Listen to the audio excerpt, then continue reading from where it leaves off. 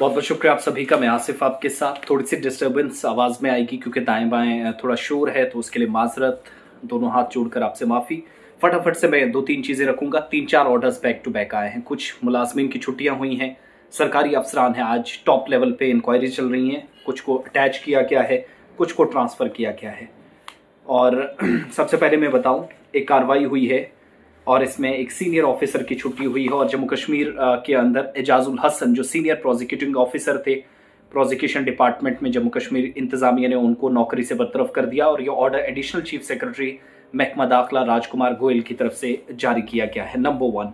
Number 2, एक और इसमें जो डिटेल्स हैं वो ये है कि स्टेटमेंट्स रिकॉर्ड की गई, इंक्वायरी हुई और पेंडिंग इंक्वायरी थी जिसमें मामला आगे बढ़े। उसके बाद ये ऑर्डर जारी हुआ और एजाजुल हसन की छुट्टी कर दी गई। इन पर यह इल्ज़ाम था कि 2 लाख रुपए इन्होंने रिश्वत ली थी मौलवी मुश्ताक अहमद, सन्नफ मोहम्मद इकबाल, आरू मिहार, कोटरंका, राजौरी, और उसकी मदद के लिए किसी काम में 2 लाख रुपए लेने का इल्ज़ाम था। और साथ में ASI शबीर अहमद का भी इंक्वायरी में नाम आया, उसके ताउन से 2 लाख रुपए लिए गए। और रीडर SHO पुलिस स्टेशन दरहाल, उस वक्त FIR नंबर 29/2014 पुलिस स्टेशन दरहाल, वो FIR ना लगे, इस तरह की इतलात मौसूल हुई जो सरकारी ऑर्डर में चीज़ें हैं। बेसिक कंप्लेंट्स जो थी 1/10/2014 को की गई विजिलेंस ऑर्गेनाइजेशन के सामने, और कंप्लेंट जो थी वो बाद में जाकर चूंकि इंक्वायरी ऑफिसर भी इसमें मुकर्रर करना था, चीज़ें देखनी थी, और कहा जाता है कि इंक्वायरी ऑफिसर ने 3 लाख रुपए डिमांड किए कंप्लेंट करने वाले शख्स से, जो ऊपर जाकर मैंने आपको बताया मौलवी मुश्ताक अहमद ने नाम बताया। इंक्वायरी के लिए उसने कहा तो उसको 3 लाख रुपए मांगे गए। और उसके बाद क्या कहा कि कंप्लेनेंट ने FIR लगाई, और उसके बाद कहा जाता है कि complainant as an accuse in FIR number 10/2017 police station VOJ now, जिसको एंटी करप्शन ब्यूरो कहते हैं। और उसके बाद नेगोशिएशंस के बाद 2,10,000 पर जाकर बात बनी।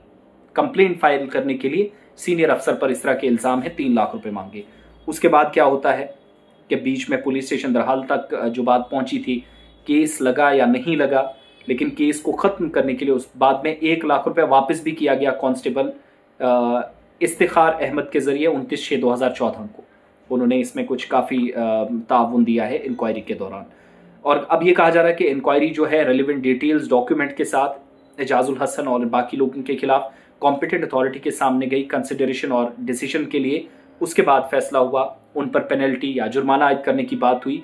Rule 30 Jammu Kashmir civil services classification control and appeal rules 1956 के तहत inquiry officer Ejazul Hasan, incharge senior prosecuting officer, has been dismissed from the services of the state और डिस्क्वालीफाई कर दिया गया फ्यूचर एम्प्लॉयमेंट। आगे जाकर नौकरी इनको दोबारा नहीं मिलेगी, ये भी याद रखिएगा।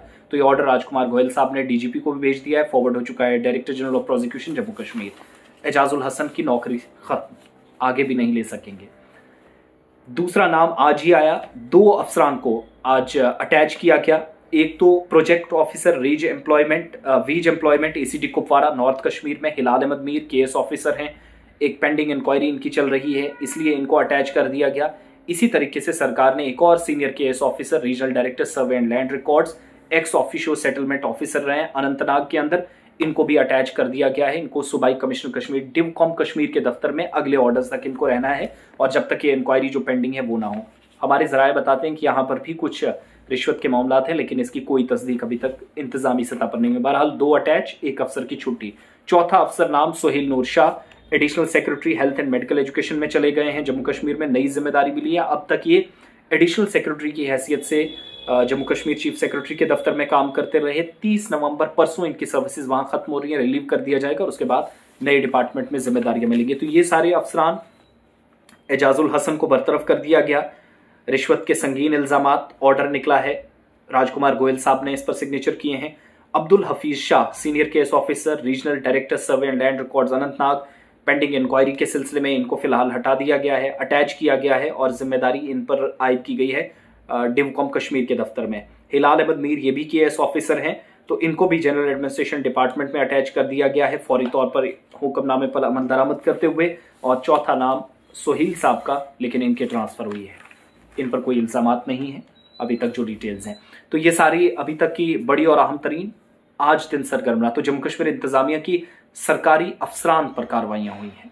मुलाजमीन में अब तो हर बार कहता हूं, लेकिन सीनियर ऑफिशियल्स हैं तो मुलाजिम है, पब्लिक सर्वेंट है, लेकिन संगीन नवीयत के इल्जाम हैं। और हमारे जराये के मुताबिक 1 दर्जन के करीब ऐसी अफसरान के खिलाफ विजिलेंस की इंक्वायरीज चल रही हैं, पेंडिंग है। जैसे ही डिटेल सामने आएंगी तो कई लोगों की नौकरियां बरतरफ, कई लोगों को अटैच किया जा सकता है आने वाले दिनों में। लेकिन अभी के हालात है कि जम्मू कश्मीर के अंदर सरकार में आज फिर से जो कार्रवाई की है उसमें क्लियर कर दिया है कि एक तो आर्टिकल 311 के तहत हुकूमत को जो आर्टिकल इख्तियार देता है कि बगैर किसी इंक्वायरी के फौरन से छुट्टी कर दीजिएगा, मुल्क या रियासत मुखालिफ काम करने का, मिलिटेंट की लॉजिस्टिक सपोर्ट प्रोवाइड करके मदद करने का कई लोगों पर इल्जाम था। वो छुट्टियां हुई, पिछले दिनों भी आपने देखा। लेकिन अब जाकर ये कार्रवाइयां जो हुई हैं, Jammu Kashmir civil services classification control and appeal rules 1956 के तहत ये कार्रवाइयां हुई हैं। ये बड़े अपडेट्स हैं, ज़रूर बाकी साथियों तक पहुंचाने में भी हमारी मदद करें।